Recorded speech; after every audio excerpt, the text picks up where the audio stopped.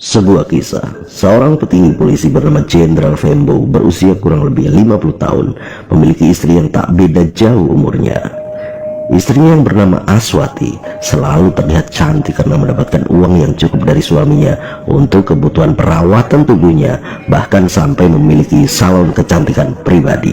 Sebagai petinggi polisi, Jenderal Fembo sering bepergian tugas di luar kota bersama beberapa ajudannya. Sedangkan istrinya juga banyak melakukan kegiatan sosial bersama ibu-ibu kelas atas di komunitasnya. Untuk menjaga sekaligus menjadi sopir pribadi untuk istrinya, Jenderal Fembo menugaskan seorang ajudannya yang bernama Brigjo. Brigjo adalah seorang polisi muda yang tegap, cekatan, dan memiliki paras yang cukup tampan. Saking seringnya sang jenderal pergi dengan alasan bertugas, sehingga jarang sekali ia menyentuh istrinya.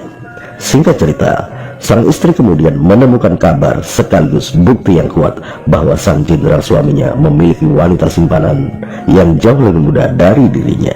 Ketika ditanya oleh sang istri dengan berbagai bukti, sang jenderal tak bisa lagi mengelak, sehingga terjadi keributan dalam rumah tangga mereka. Namun karena mengingat mereka adalah keluarga terhormat dan pernikahan mereka telah dikaruniai beberapa orang anak, maka mereka sepakat untuk tidak memperpanjang masalah.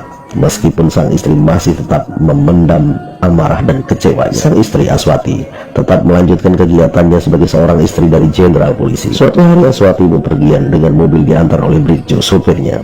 Di tengah perjalanan mendadak ia mengingat kelakuan suaminya. Aswati kemudian menangis hingga sopirnya kebingungan dan berhenti di sebuah taman. Aswati kemudian mendekati sopirnya dengan setengah berbisik. Istri sang jenderal tersebut bercerita tentang perselingkuhan sang jenderal suaminya. Karena larut dalam emosi, maka Aswati memeluk dan menangis sejadinya di dada Brigjo, sopir pribadinya. Awalnya Brigjo sangat kikuk, sekaligus bingung harus bagaimana. Namun Brigjo tak kuasa menolak pelukan Aswati yang sedang bersedih. Lama-kelamaan mereka berdua merasa sama-sama nyaman. Dari situlah berawal sebuah hubungan khusus antara Aswati sang majikan bersama Brigjo, sopir pribadinya. Hingga akhirnya mereka pergi ke sebuah hotel untuk melakukan hubungan terlarang. Dalam benak Aswati, ini adalah aksi balas dendam kepada suaminya yang juga telah mengkhianatinya, sekaligus sebuah keuntungan pribadi karena ia yang sudah cukup umur mendapatkan sentuhan dari laki-laki muda dan tampan. Sedangkan Brigjo yang masih lajang, selain juga terbakar nafsunya, juga tak kuasa menolak ajakan majikannya tersebut. Suatu hari sang jenderal Fembo berencana berangkat bekerja seperti biasa. Ia pamit kepada istrinya Aswati untuk melakukan tugas luar kota. Setelah suaminya berangkat, Aswati merasa ada kesempatan untuk memanfaatkan kepergian suaminya. Maka ia menelpon Brigjo untuk kembali memenuhi hasratnya di rumah sang jenderal yang cukup besar itu. Namun ternyata sang jenderal sudah mengendus adanya perselingkuhan istrinya dengan sang supir. Pamit sang jenderal Fembo kepada istrinya untuk tugas di luar kota ternyata hanya jebakan dari sang jenderal. Sebenarnya dia hanya berputar menunggu aba-aba dari ajudannya yang lain yang sudah ditugaskannya untuk mengawasi kelakuan istrinya.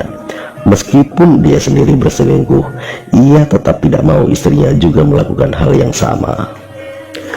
Dengan cara senyap, ia pulang kembali ke rumahnya dan langsung menuju kamar tempat istrinya berada. Sang jenderal Fembo membuka pintu kamar dan melihat secara langsung Aswati istrinya yang sedang berselingkuh dengan Brigjo, sopirnya. Kemarahannya memuncak. Sang jenderal bersama beberapa ajudannya yang lain menarik paksa Brigjo keluar ruangan. Sedangkan Aswati istrinya hanya bisa menangis saat melihatnya dan ia pun dikunci di dalam kamarnya. Di ruang tengah, sang jenderal menghajar habis-habisan Brigjo, sopir istrinya. Sambil terus mengumpat, sang jenderal dibantu beberapa ajudannya meluapkan kemarahannya, melayangkan pukulan dan tendangan bertubi-tubi.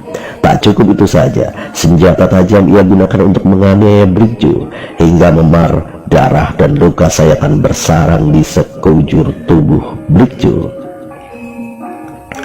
Brigjo sudah sangat tak berdaya, namun sang jenderal masih belum mereda amarahnya. Hingga sang jenderal kemudian mengambil senjata api dan menembak tubuh Brigjo beberapa kali. Akhirnya, Brigjo sang supir sekaligus ajudannya tewas tak bernyawa. Setelah Brigjo tewas, sang jenderal diam sejenak.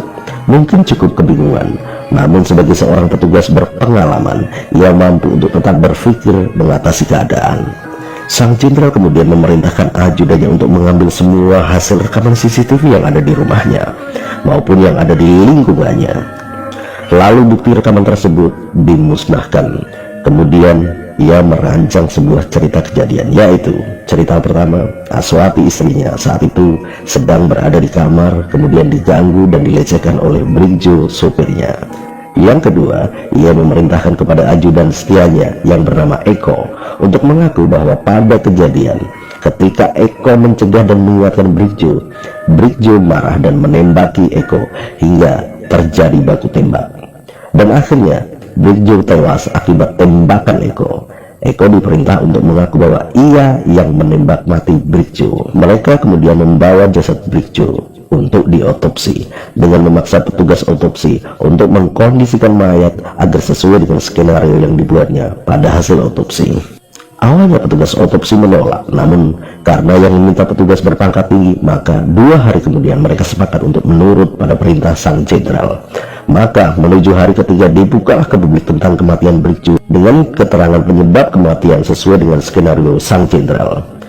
Awalnya semua berjalan lancar, namun ketika berita kematian Brigjo gempar, keluarga Brigjo dan masyarakat merasa ada banyak kejanggalan dalam peristiwa tersebut. Di antaranya, rekaman CCTV rumah petinggi polisi tersebut tidak ditemukan. Yang kedua, handphone milik Brigjo juga belum diketahui keberadaannya. Yang ketiga, saat akan melaksanakan pemakaman Brigjo, keluarga besar Brigjo melihat jasad Brigjo dan ditemukan banyak luka memar dan sayatan yang tidak sesuai dengan berita yang dipublikasikan. Sontak hal itu menjadi perbincangan luas dan masyarakat ramai-ramai meminta pihak kepolisian untuk mengusut tuntas peristiwa dan penyebab tewasnya Brigjo. Akhirnya, sang jenderal dinonaktifkan dari jabatannya dan dilakukan pemeriksaan oleh petugas khusus yang ditunjuk oleh kesatuan. Kemudian, tamatlah karir sang jenderal Fembo. Sahabat semuanya, cerita ini hanyalah fiktif belaka alias dongeng yang terjadi di negara antah berantah. Namun, dari cerita ini, kita dapat mengambil pelajaran bahwa 1. Perselingkuhan akan membawa dampak buruk bagi seluruh keluarga. Yang kedua, skenario buruk atas kejahatan yang ditutupi akan terbongkar pada saatnya. Yang ketiga, jabatan hanyalah sementara dan dalam sekejap bisa menghilang. Tuhan berkuasa menjadikan seorang raja menjadi manusia jelata, dan sebaliknya dengan cara singkat bahkan lebih cepat dari membalikkan telapak tangan kita. Dan sekali lagi, cerita ini hanyalah fiktif belaka. Bila ada kesamaan nama tokoh dan kesesuaian kejadian, itu hanyalah sebuah kebetulan. Semoga bermanfaat. Jangan lupa subscribe, like, share, dan komentar.